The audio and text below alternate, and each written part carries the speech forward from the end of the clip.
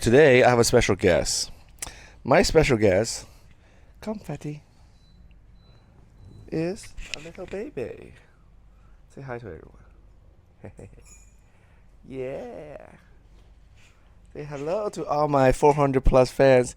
Yay! Daddy's gonna talk today about Chinese language. Yeah.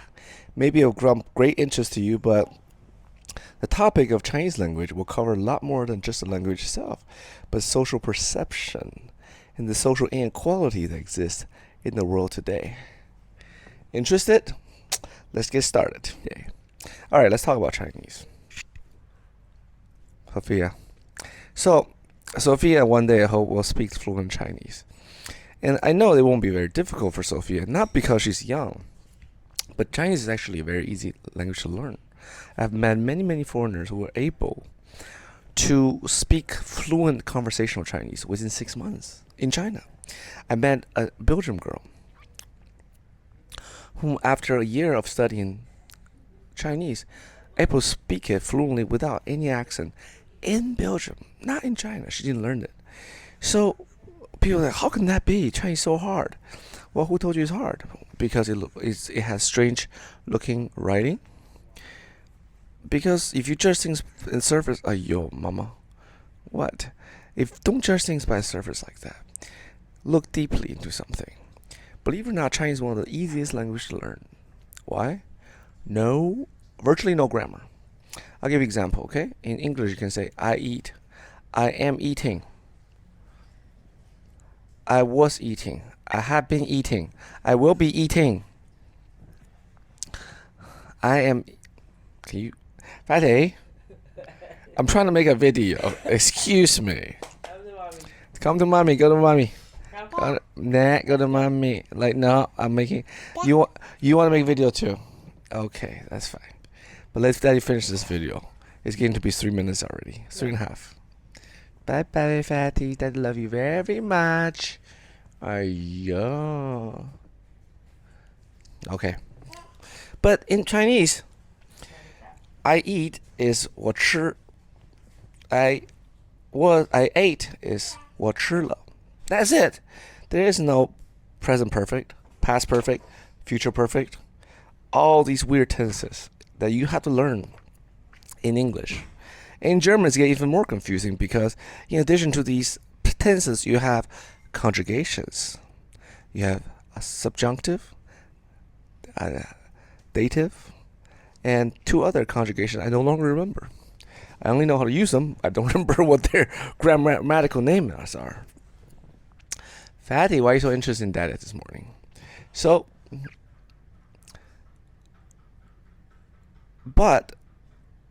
to reach conversational level of Chinese, it's quite simple.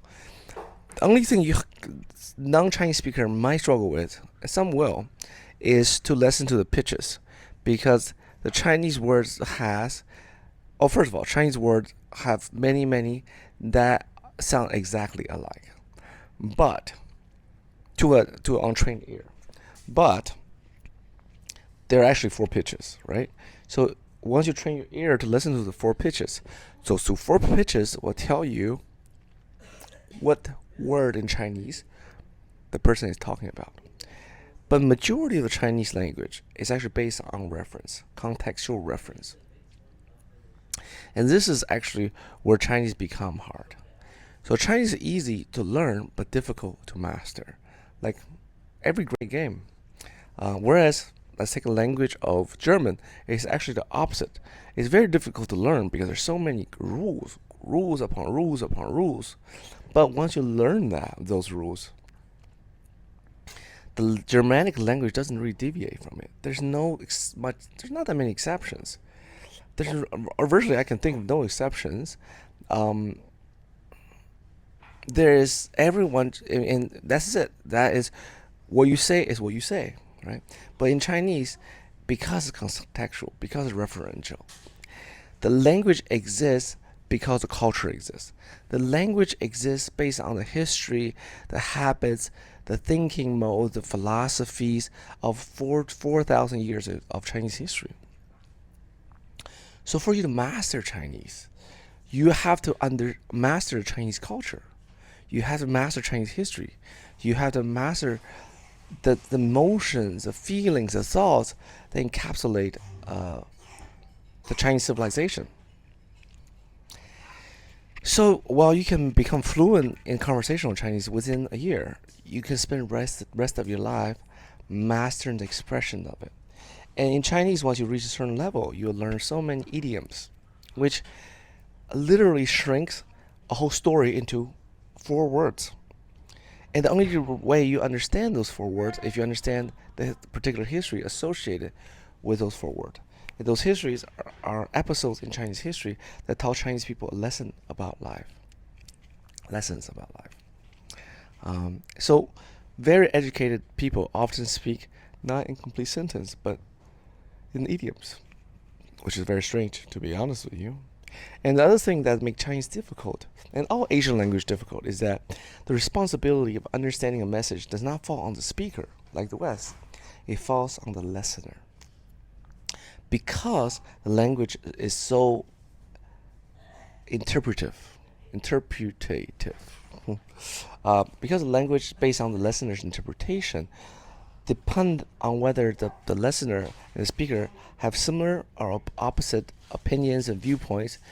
A sentence can be spoken and it can be understood in many different ways. So in Chinese, great emphasis and great importance is placed on the mutual understanding of things. That's why in geopolitics you often hear Chinese say, "Oh, mutual understanding," because a message cannot be understood until both speakers think and see the world in a similar manner. Okay? So that's Chinese. Learning Chinese is easy. Conversational learning is easy. However, mastering the language is extremely difficult. It takes a whole lifetime and beyond.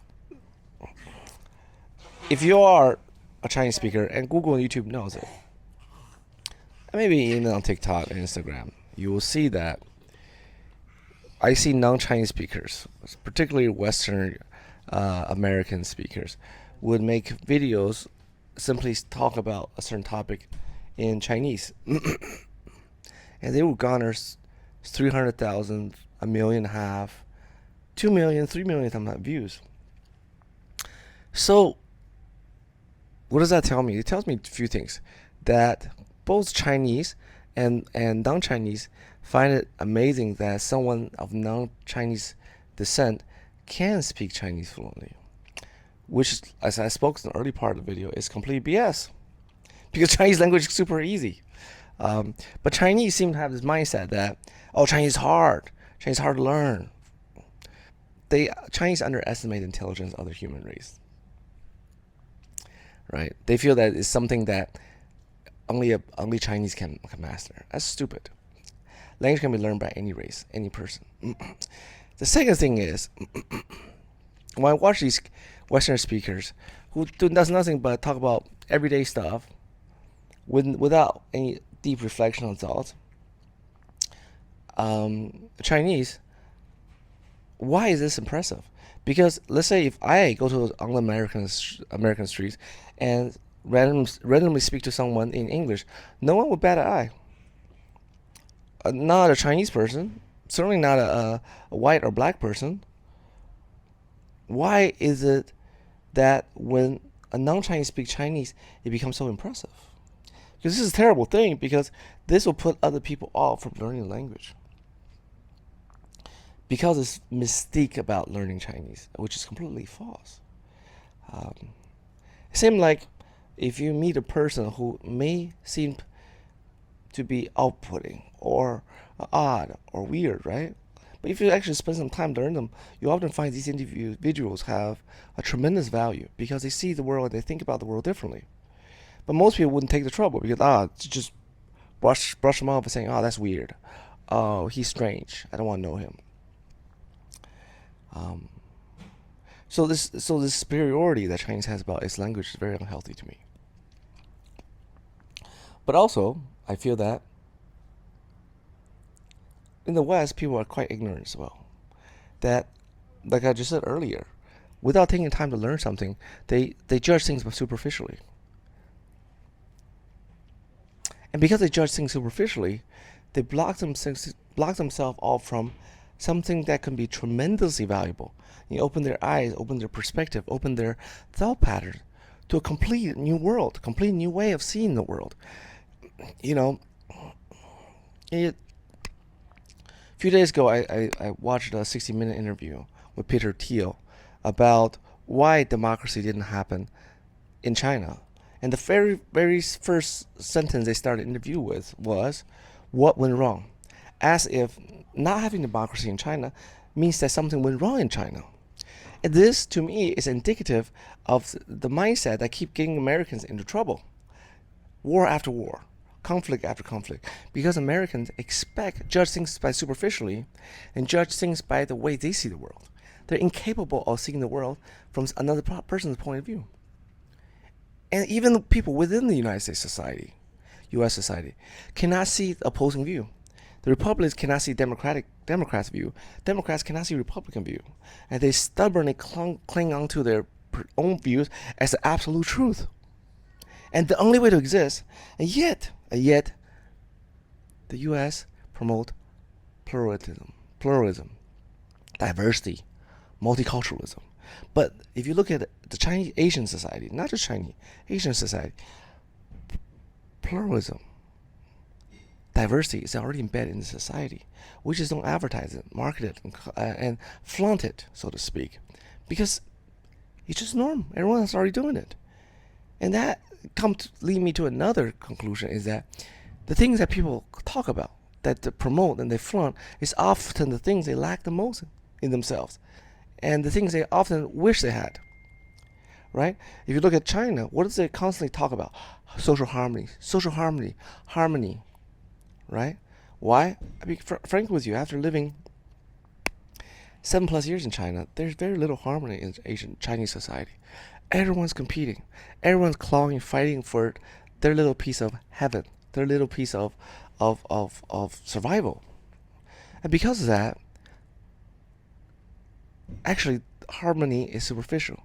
It's tenaciously maintained the rules and regulations. And that is why democracy doesn't work. Because once you peel back those rules of discipline and regulation, there's no harmony. There's war, there's civil war, there's struggles, there's constant fighting. Where in the U.S., we're talking about diversity of race, mindset, and so forth. But do Americans really like their diversity? No. They like things their way, and only their way, and nobody else's way. And when I say nobody else's, I do even mean even other Americans' ways. So Americans lack diversity. So you see, we started out talking about Chinese language and the conception of how difficult it is to learn and understand Chinese, and why learning Chinese, and we ended up with why learning Chinese is so rich and so valuable for a non-Chinese person, particularly for a Western person, to see the world, to gain a new perspective on how the world could be outside of their little philosophical prison. And you can take a very simple thing like language, and you can eventually reach a very deep philosophical understanding about how the world really is. Okay, I think that's all for today. I hope you enjoyed the interruption by my little daughter. Bye-bye.